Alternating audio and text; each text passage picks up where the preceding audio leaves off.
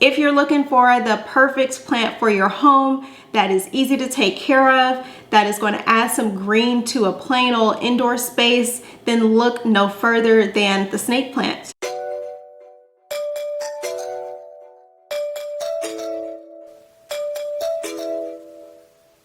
Hi everyone, my name is Jaleesa, this is Green Mable, and we talk about all lovely things called plants.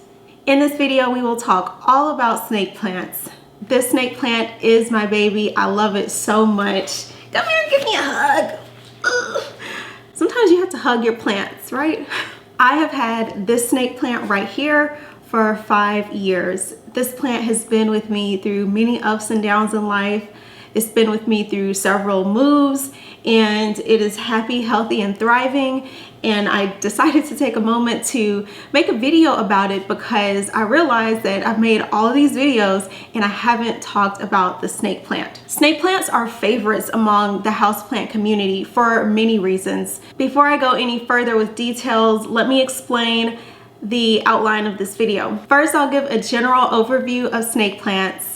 Then we'll talk about some growth and care tips, things that have helped me in my snake plant journey, well, in my journey as a plant parent in general. And we will talk about some of the best things that can help your plants grow happy and healthy. And last but not least, we will talk about pruning and propagation. So if all of these things are something that you're looking for in this video, you want to be sure to stay to the very end so you can get all of that knowledge. Snake plants are some of the most common plants that you will find when you look for plants. They are very common in nurseries, very common in big box stores and local nurseries. You can find a snake plant almost anywhere you're looking for plants. They're some of the easiest plants to take care of, both indoor and outdoor. It's rumored you can place a snake plant in a closet and it will still grow. Now, I don't recommend that, but it may happen. Snake plants are native to West Africa. Shout out to the motherland. They naturally grow in a very dry and deserty type conditions in West Africa. It's very dry there. It's not exactly desert, but it's on that similar terrain. So snake plants grow naturally in that kind of environment. And one of the best things to do with snake plants is to somewhat mimic that in the soil that you place them in, which is why we recommend cactus, palm, and citrus soil, and just allow it to live and thrive on neglect because they don't need water a lot. So they're called snake plants because of their leaves being long and slender and pointy. They kind of have this pointed edge. They're also called mother-in-law's tongues. So I guess some people think of their mother-in-laws like snakes. I don't know. Snake plants have long been known as Sanseveria officially. However, they were recently reclassified into the genus Dracaena. Shout out to Summer Rain Oaks for her research on this. So when I think of Dracaena, I think of plants like the marginata or the corn plants or cordyline.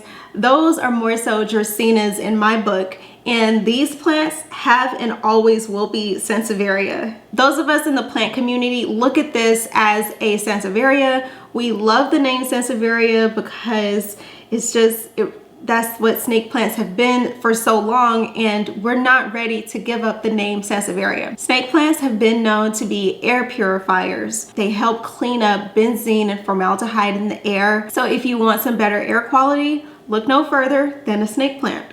There's many different types of snake plants to fit the style and personality of the space that you want to create in your home. Common snake plants that you'll find in nurseries include the Sansevieria laurentii, the Sansevieria xylanica, the bird's nest Sanseveria, also the Sansevieria cylindrica. And I happen to have all of these plants in my home. This is the Sansevieria Moonshine. I bought this plant for $5. 5 years ago, and here it is today. It's got these beautiful silvery leaves. You can see these bright green leaves. It's just so stunning. It's so beautiful. I love everything about this plant. I went crazy about this plant because I just loved how beautiful it looked. It just looked stunning. The older the leaves get, the darker the leaves become. So the newest leaves will always be the brightest green, and then over time they'll still be bright, but they'll kind of like reduce. They'll the intensity of the green will start to dissipate and they'll become darker. What I've also noticed with this snake plant is this one doesn't tend to grow as tall as the ones like the laurentii or the xylanica. This one kind of grows a medium length. The longest leaves on this plant are about 46 centimeters or 18 inches, and then the shortest leaves will be about, those tend to grow around 9 centimeters or 4 inches.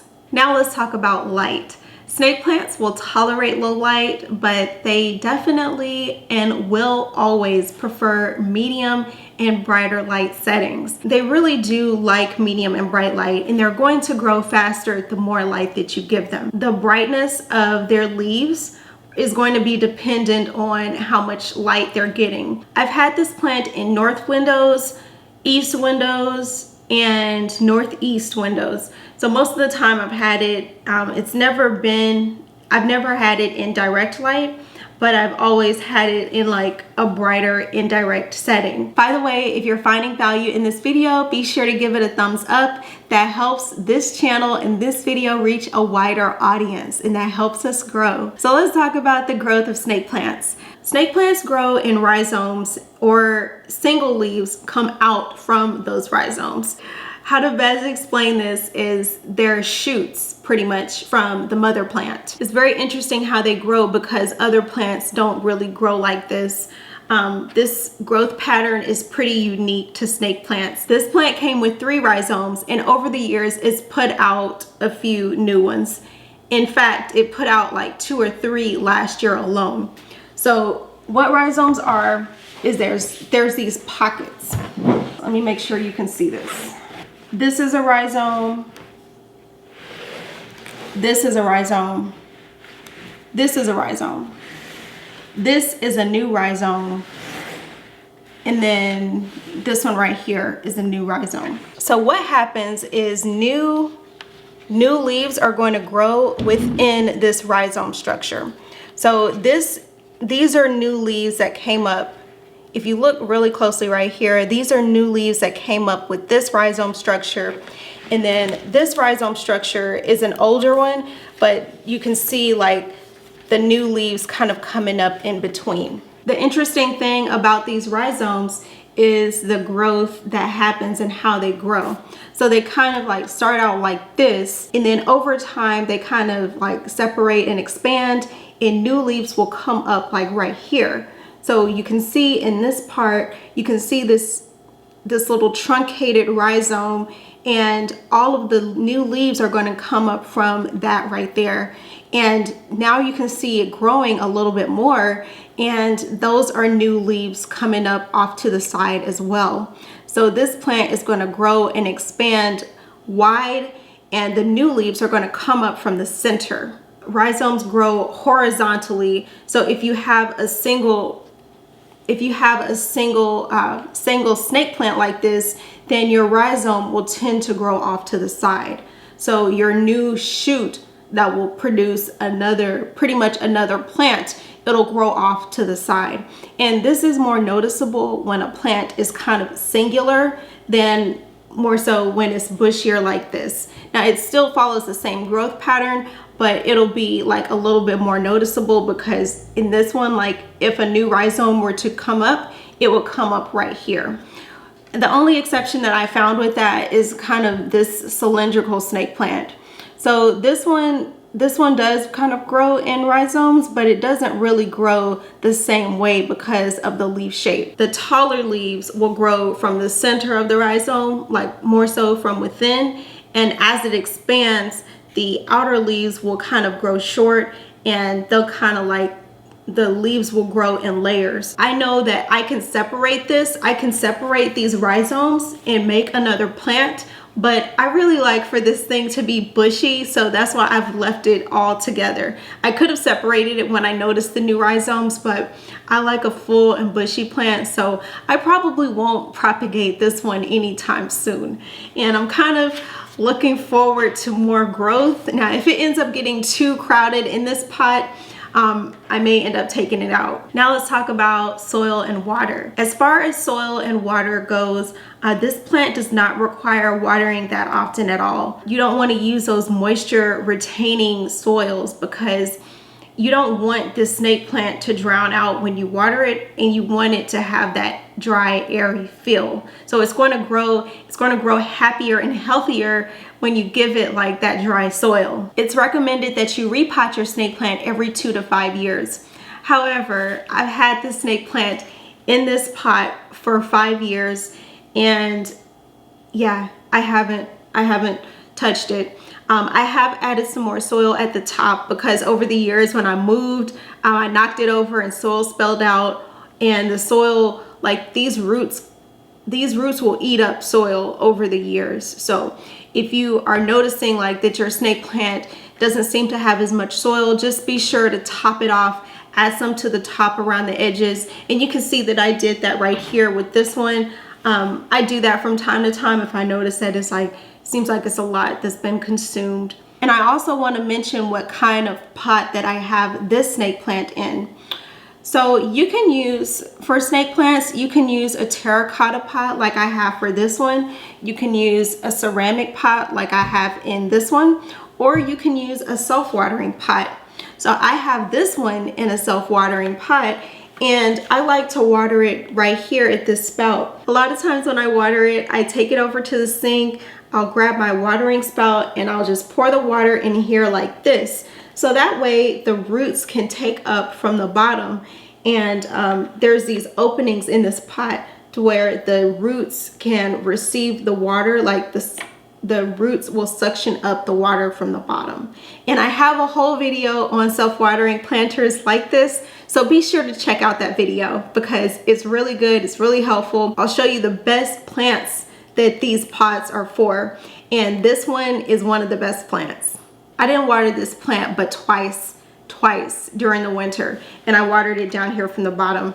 Now during the summer more so, I'll water it from the top when I notice like that it's growing and that it needs a little bit more more nutrients, so that's when I fertilize it and water it more from the top, but definitely like not during the winter time because I don't want that water to sit there. It's not really able to absorb as much water that well in the winter time when it's cold outside. Last but not least, let's talk about propagation. You can propagate a snake plant from a root divide. You can propagate it by taking a leaf and cutting it like right around here in sections. You can cut it here, here, here, and place those pieces in water.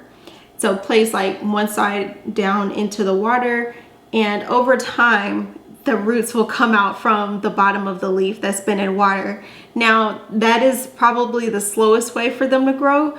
One of the easiest ways to propagate it is from root divide. So if I wanted to propagate this plant by root divide, what I would do is I would take a sharp knife and I would cut the rhizome where I want to split the plant. So if I wanted to have 2 or 3 rhizomes, then I would cut those rhizomes in those portions and place those individually where I wanted the plant to go. I like for mine to be full, so unless this thing starts shooting out rhizomes more than this pot can handle, I won't be root dividing it.